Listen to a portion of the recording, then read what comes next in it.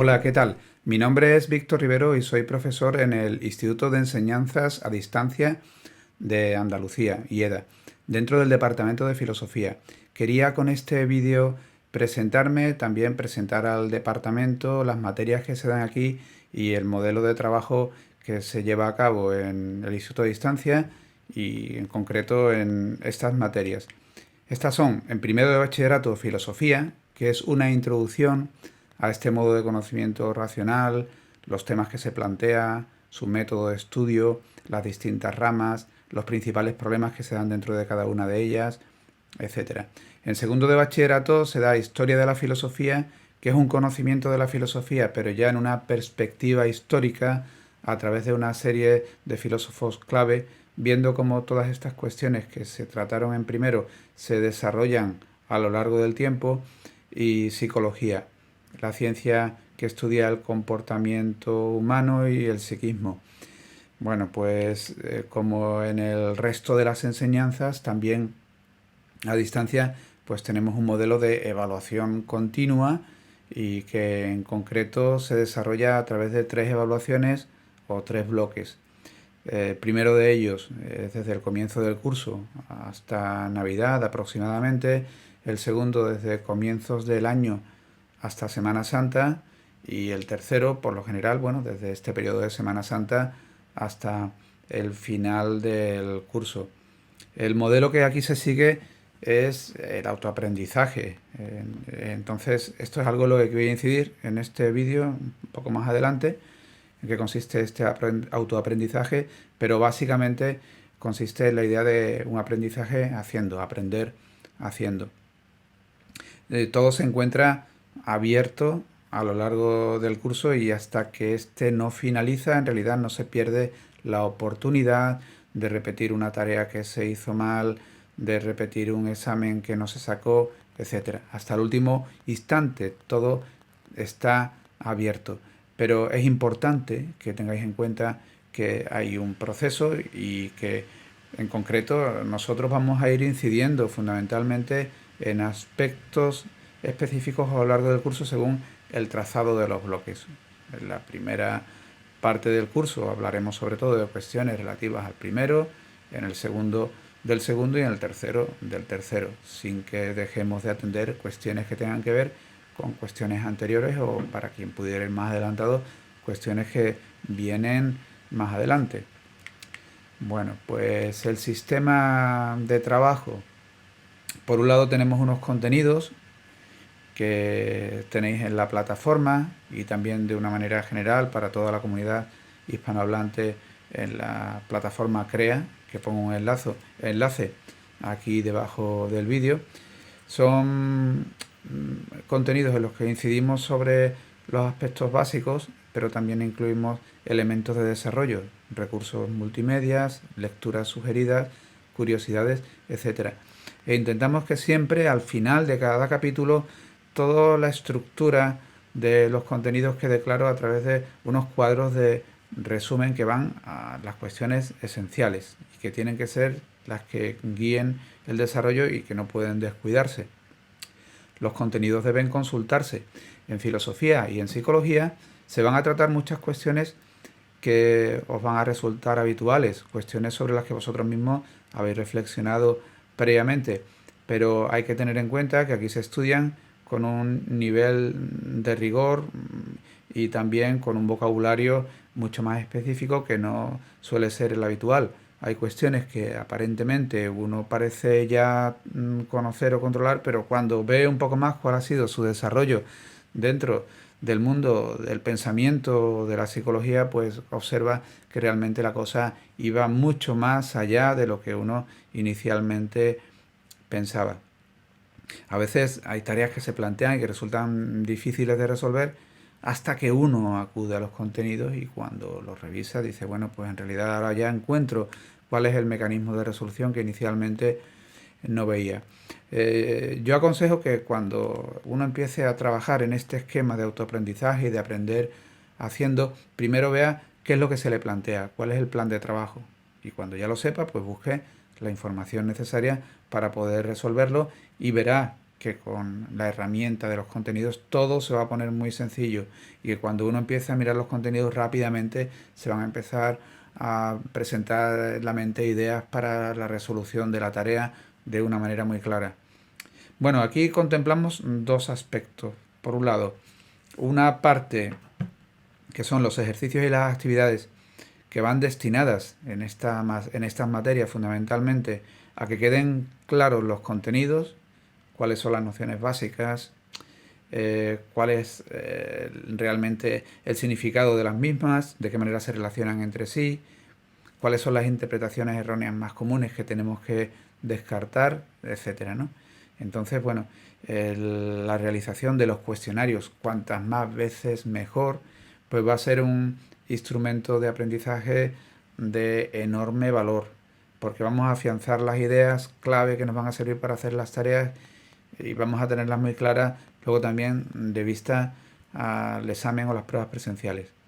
Bueno, hay una parte productiva que es la tarea.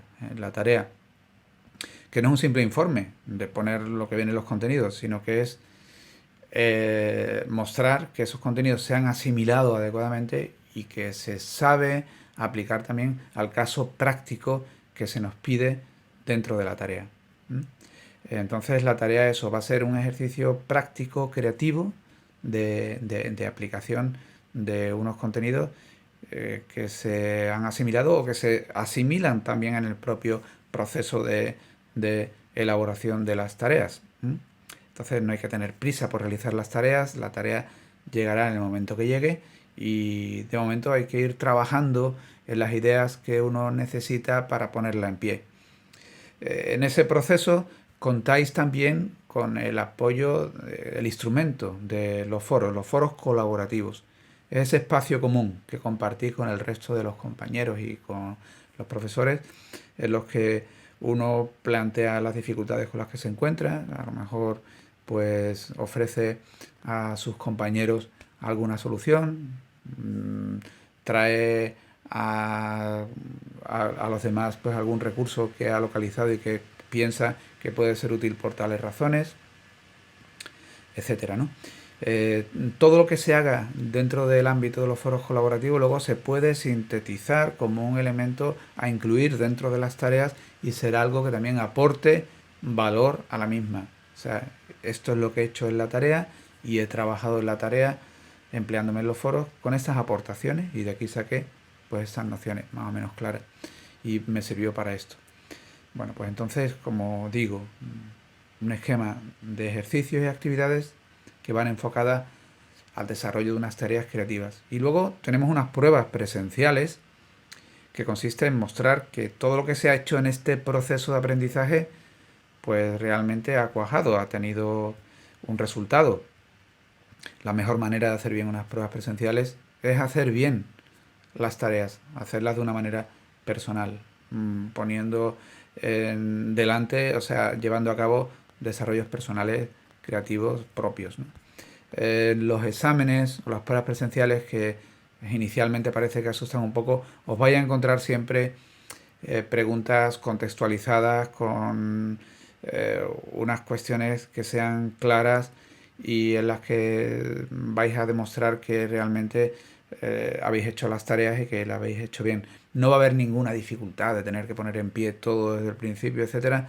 Todo va a ser cosas que se van a identificar con claridad cuando se han trabajado las tareas y que se van a saber razonar también con claridad cuando se han hecho adecuadamente las tareas.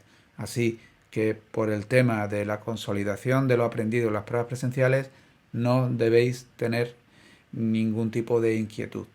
Lo único que os debe preocupar inicialmente es hacer adecuadamente el trabajo que se os propone online a través de cuestionarios y a través de tareas. El tema de la comunicación es importante. A veces se puede pensar que la enseñanza online es algo en lo que uno se encuentra completamente aislado, está solo y que no hay un profesor, sino simplemente un ordenador y algo que está automatizado. No tiene nada que ver con la realidad. Somos una comunidad de estudiantes y profesores que estamos online, pero que estamos ahí. Y hay momentos en los que tenemos interacciones colectivas, otros momentos en los que tenemos interacciones individuales. Pero nunca debéis pensar que os encontráis solos delante de un ordenador. Estáis delante de un ordenador y detrás del ordenador, como digo, hay todo un entramado, compañeros, profesores, etcétera. Entonces los mecanismos de comunicación son múltiples y los tenemos siempre disponibles. Es una de las ventajas que tiene la educación a distancia. Tenéis, aparte de los foros colaborativos, donde podéis intervenir compartiendo ideas con vuestros compañeros y trabajando colaborativamente en la preparación de las tareas, pues foros de consultas que van dirigidos a preguntas que uno plantea al profesor. Mi consejo es que cuando hagáis una pregunta expliquéis muy bien las razones de la dificultad. No soy capaz de representarme una idea clara por este motivo o no se me ocurre ningún ejemplo, no sé distinguir entre esta noción y esta otra por estas razones, etcétera. Digamos que los foros de consulta deberían ir preguntas que puedan tener un valor general. O sea, yo no lo entiendo, por estos motivos creo que cualquiera puede encontrar también esa misma dificultad. Ahí los profesores de filosofía y psicología trataremos de dar respuestas satisfactorias y, como digo, serán más satisfactorias en las medidas en que las preguntas se concreten y se razonen con más detalle. Luego también para consultas más inmediatas tenéis mensajería que podéis emplear para cuestiones específicas, el correo interno para cuestiones de más desarrollo y también siempre contáis con nosotros en el horario de trabajo a través del teléfono o en general a través de videoconferencias que permiten, además del teléfono, no solamente la voz, sino también el contacto visual y compartir archivos, recursos multimedia, etcétera. Ocasionalmente tendremos también videoconferencias no dirigidas para el contacto individual, sino para el contacto general dentro del grupo. Entonces, en momentos específicos, yo convocaré, los profesores de filosofía convocaremos para reunirnos en videoconferencia y ir haciendo un repaso de las dificultades que vamos encontrando, llevando a cabo explicaciones generales, etcétera, lo que cada uno necesite de esa videoconferencia. Entonces, bueno, quería acabar este vídeo introductorio con una serie de consejos para hacer bien las cosas, para que resulten fáciles, para que el resultado sea productivo y para que esto del aprendizaje sea también algo estimulante, entretenido y en lo que encontréis a gusto, ¿no? Bueno, lo primero es el trabajo regular. Un error muy común es dejar las cosas, como hay todo un año, hasta el final y luego intentar resolverlo todo en el último momento de una manera precipitada. Esto es un modo de trabajo muy inadecuado porque las cosas hechas con tiempo pues se van haciendo bien, los errores se ven ya y desde el principio se solucionan y no se llevan hasta el final y da tiempo a madurar las cosas adecuadamente y no estar con agobios. Entonces, creo que es importante hacerse una idea clara de lo que es el curso, las materias que se tienen, el tiempo que se dispone diariamente para este trabajo y organizar el trabajo, organizando, dando cabida a todas las materias, combinándolas. Desde mi punto de vista es importante que las materias se traten en conjunto y que se pase de unos problemas a otros, porque eso es algo que activa los procesos mentales, que es conveniente y muy adecuado para hacerse una idea del conjunto de cada una de las materias, las relaciones que guardan entre sí y que el resultado del estudio sea mucho más fructífero en bachillerato.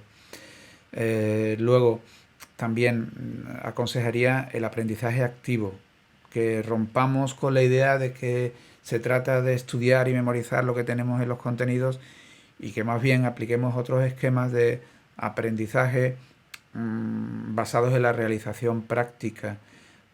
Por ejemplo, si tenemos que fijarnos una trama de contenidos que tenemos que exponer en una tarea y luego también dar cuenta de ello en una presencial, pues mejor que leer y releer los contenidos una y mil veces, pues será hacerse una idea del conjunto, un desarrollo que sea personalizado, donde uno pues evoca lo que conoce, repasa bien las cosas, se da cuenta cuáles son los errores, los fallos, dónde están las lagunas, etcétera, ¿no? Entonces, pues, por ejemplo, una forma muy buena de memorizar es mejor que releer, es decir, bueno, voy a hacerme un cuadro conceptual de lo que conozco y cuando encuentre una laguna voy a los contenidos y los consulto. Y en este sentido, pues que las tareas se hagan de una manera personalizada. Como decía antes, una tarea no es un informe donde uno coge datos y los pone. Una tarea es una construcción en conjunto personal. Y es muy importante que todo sea propio. No solo la redacción de cada frase, sino el conjunto. Ahí están los contenidos para mirarlos cuando sean necesarios, pero es interesante que no se tire continuamente de los contenidos, sino que se reserven para resolver aquellas lagunas que uno mismo detecta. Haciendo las cosas así, poniendo en pie las tareas de una forma personal, el resultado va a ser mucho más brillante, mucho más creativo, mucho más sólido y desde luego vais a desarrollar un trabajo que va a ser de una gran utilidad para emplear los recursos que habéis conocido en cualquier momento, ya sea en una prueba presencial, más adelante en estudios superiores, etcétera. Bueno, aquí nos tenéis a los profesores de filosofía, vamos a ir ayudando, como digo, la clave que nos tenéis aquí a lo largo del curso como un apoyo. Espero que esto sea de utilidad, que os sirva para hacer las cosas más sencillas y que disfrutéis durante este curso con unos contenidos de filosofía y psicología que sin duda van a ser también de un gran valor personal.